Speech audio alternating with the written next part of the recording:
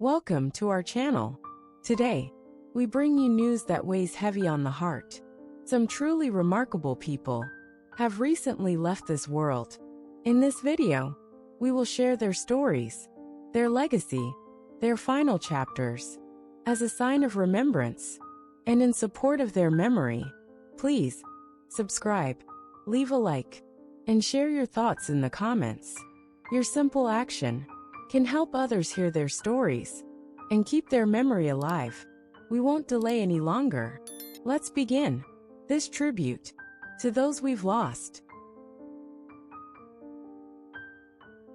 In April in Asheville, North Carolina, the world bid farewell to Charles Raymond Hensley, a groundbreaking American biomedical engineer, researcher, and global health advocate whose work revolutionized the way medical devices interact with the human body. His name may not have been widely known to the general public, but within the world of medical science, he was revered as a visionary who reshaped the possibilities of healing. Charles was born in Dayton, Ohio, in the winter of 1951. His father, Leonard Hensley, was a machinist at a factory that built aircraft engines. His mother, Janice, was a school nurse with a deep belief in natural healing. Their household was modest, structured, and filled with love, built on values of resilience, humility, and hard work. Charles was the youngest of 4 children, and from an early age, he was fascinated by how things moved, broke, and could be mended. At 10 years old, he dismantled a broken radio just to rebuild it from scratch. At 12, he read a library copy of Gray's Anatomy from cover to cover. "I didn't want to be a doctor," he would later say. "I wanted to build the things that help doctors do the impossible." He attended the University of Michigan on a full academic scholarship, earning a dual degree in mechanical engineering and biology. He went on to complete his doctorate at Johns Hopkins University, focusing on nanotechnology and tissue integration, long before such terms were part of mainstream science. In 1983, Charles invented the Hensley scaffold, a biocompatible mesh implant that drastically improved outcomes for patients undergoing organ transplants by reducing rejection rates. This innovation, now standard in transplant surgery worldwide, is credited with saving tens of thousands of lives. But he didn't stop there. In the 90s, Charles shifted his focus to low-cost, scalable health solutions for the developing world. He founded the Global Access Device Initiative, GADI, which designed durable, solar-powered dialysis machines and low-maintenance prosthetics made from recycled materials. His 2002 project in rural Kenya, deploying modular vaccine coolers with self-regulating temperatures, was recognized by the World Health Organization as one of the decade's most impactful public health contributions.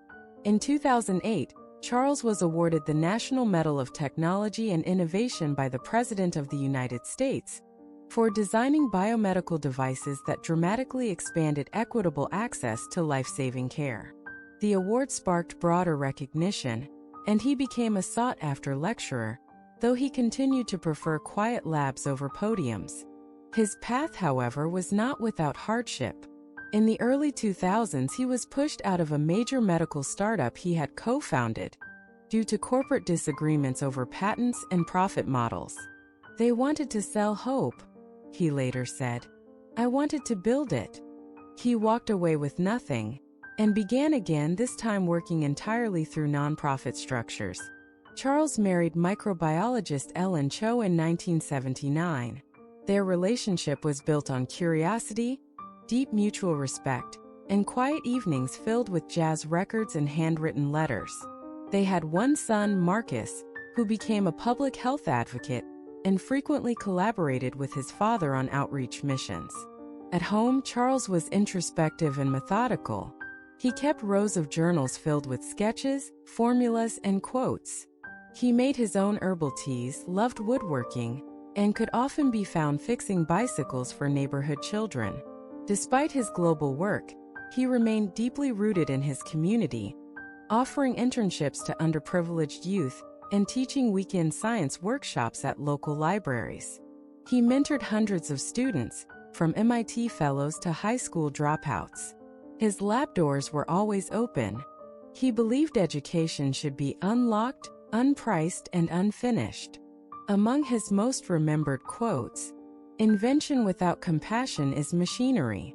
You don't need $1 million to save a life, just an idea that costs less than a bandage. The best technology makes itself unnecessary." In his final years, Charles was diagnosed with pancreatic cancer. He chose not to undergo aggressive treatment.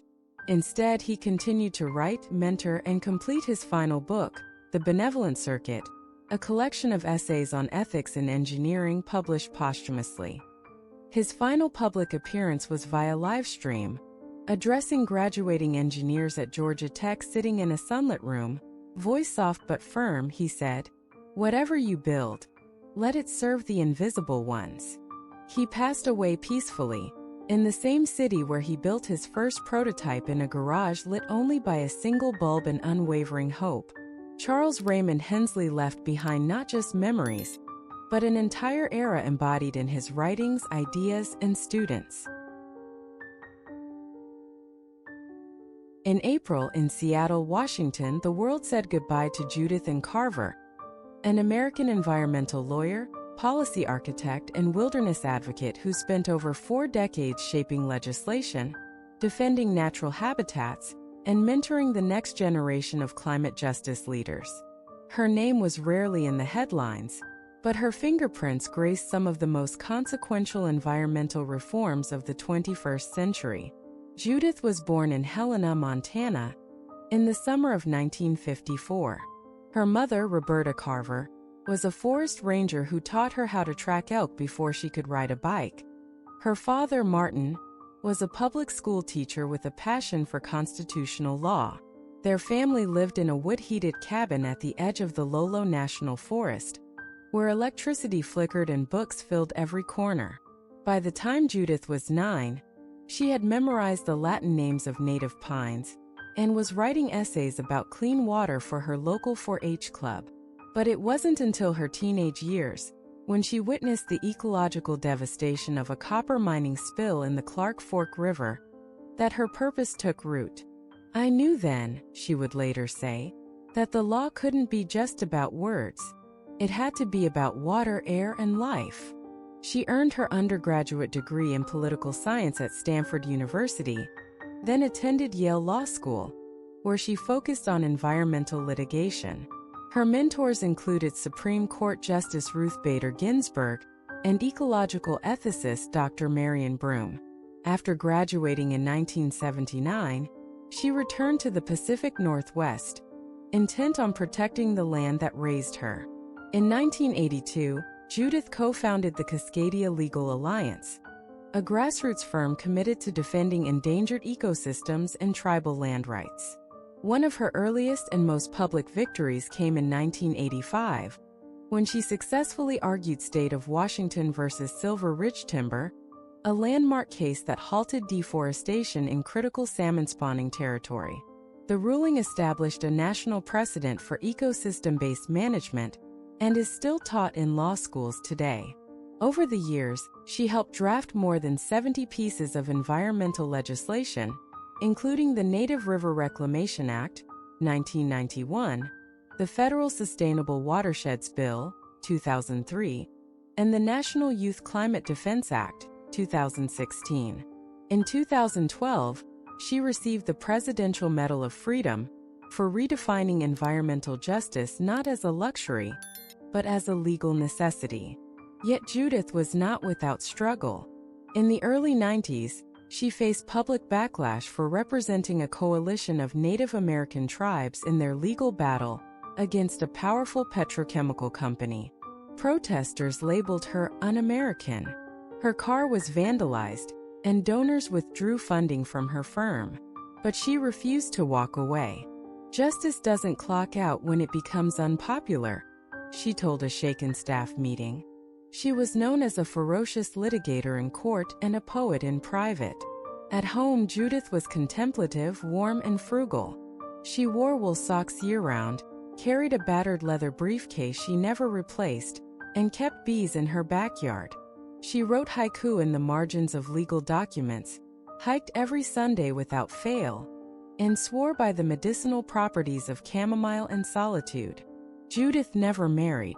She often said the river was her partner and the mountains her children. Still, she fostered deep and lasting friendships with dozens of young lawyers, environmental scientists, and tribal elders. Many considered her a second mother, especially the interns she welcomed into her home for summer clerkships. Among her most quoted lines were, "Nature has no voice in court, so lend it yours. Silence is not neutrality, it is surrender. A law that cannot protect the smallest stream is not a law worth defending."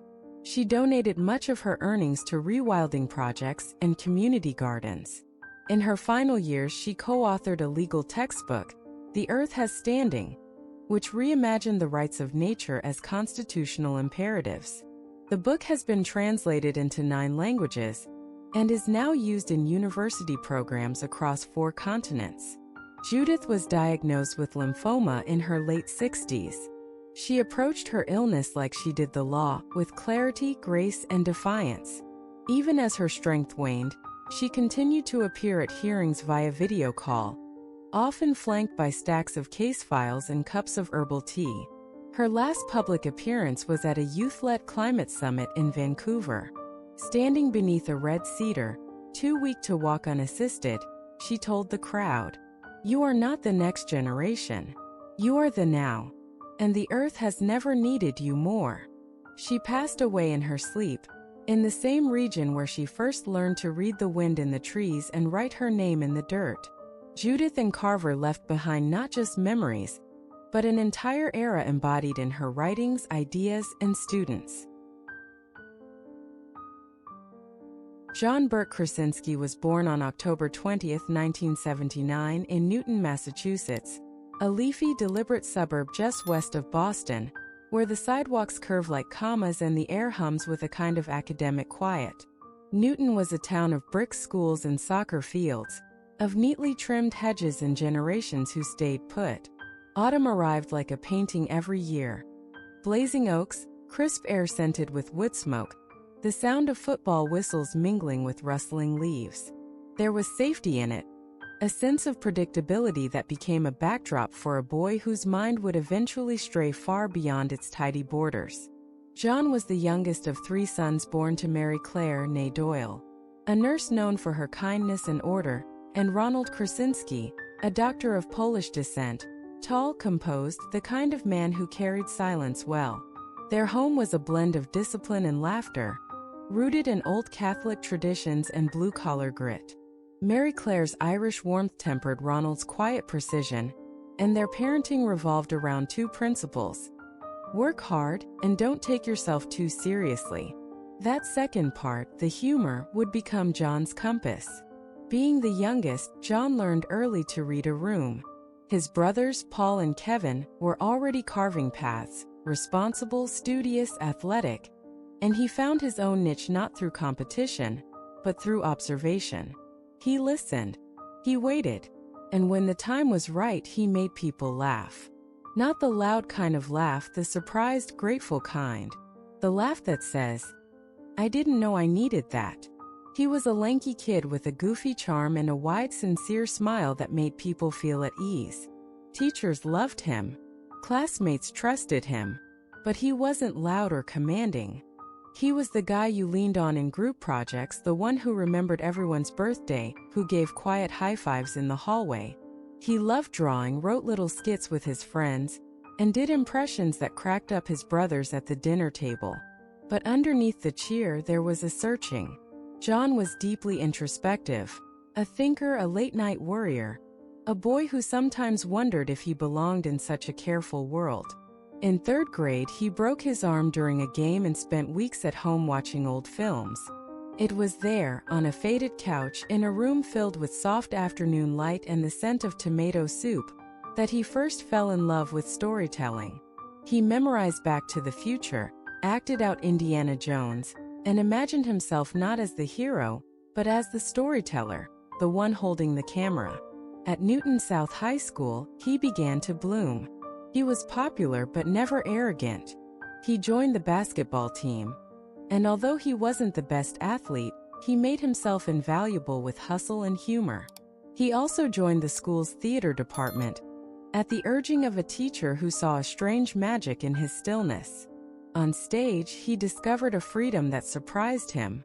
"It wasn't about being someone else," he said years later. "It was about being allowed to be more of myself." After high school, he spent a few months teaching English in Costa Rica, a formative time that awakened in him not just a sense of adventure, but humility.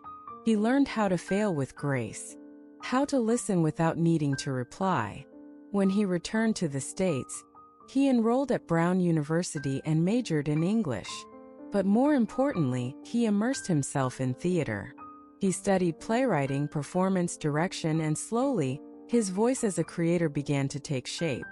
He studied at the National Theatre Institute in Connecticut and later trained at the Royal Shakespeare Company. There, among seasoned actors and timeless scripts, John found himself both intimidated and exhilarated. He didn't have the gravitas of a classical lead, not yet. But he had something else, emotional accessibility. A way of making even the most complicated characters feel familiar. After graduating, he moved to New York, broke, hopeful, and willing. He worked as a waiter, answered phones, took odd jobs. There were rejections. Dozens. He nearly gave up. His parents encouraged him gently but never pushed. "You've already made us proud," his mother once wrote to him in a letter. "Now see if you can make yourself proud, too." And then came The Office. He almost didn't get the role. At the audition, he famously told a stranger in the waiting room, who turned out to be a producer, that he hoped the show wouldn't be some dumb Hollywood version of the British original. Honesty got him the job. As Jim Halpert, John became an unexpected icon. The smirk, the sideways glances to the camera, the perfect deadpan timing. But beneath the comedy was something deeper. The ache of a man who wanted more but didn't yet know how to reach for it. Jim was the everyman, and John played him with nuance and grace. Audiences connected instantly, not to a star but to a friend. Fame came, slowly, gently, and John met it with humility. He didn't chase celebrity. He stayed close to his roots, close to his family, to the values that raised him. But he wanted more than acting. He wanted to tell stories. He began writing and directing, and in 2018 released A Quiet Place, a horror film built not on gore, but on silence, on family, on fear so intimate it echoed. The film stunned critics. Audiences wept. And John, once known as the goofy office guy, was suddenly a visionary filmmaker. He made the film with his wife, actress Emily Blunt. A marriage built on laughter, respect, and creative fire. Together, they became not Hollywood royalty, but its beating heart. Their love was quiet, real, anchored in shared purpose. They had 2 daughters and raised them away from the spotlight, in a home where dinner conversations mattered more than premieres. John's later work, as Jack Ryan, as a producer, as a writer, reflected his evolution. He wasn't just entertaining. He was reflecting on fatherhood, on fear, on how silence can be louder than screams. He gave speeches about empathy, wrote essays on failure. In 2020, during the pandemic, he created Some Good News, a homemade show that spotlighted everyday joy in a time of global despair. It wasn't slick. It wasn't polished.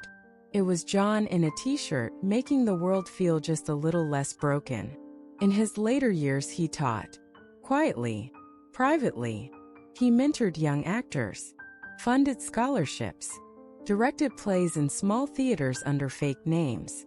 He grew a bit grayer, a bit slower, but never lost that spark in his eyes. He passed away in his sleep at the age of 83, in a house near a lake, with a dog at his feet and a script on his nightstand. His final journal entry read, "I tried to leave people better than I found them. I hope that counts for something." And it did. The world remembered not just the face, not just the roles, but the feeling he gave them. That laughter could be soft. That stories could heal. That kindness was its own form of genius.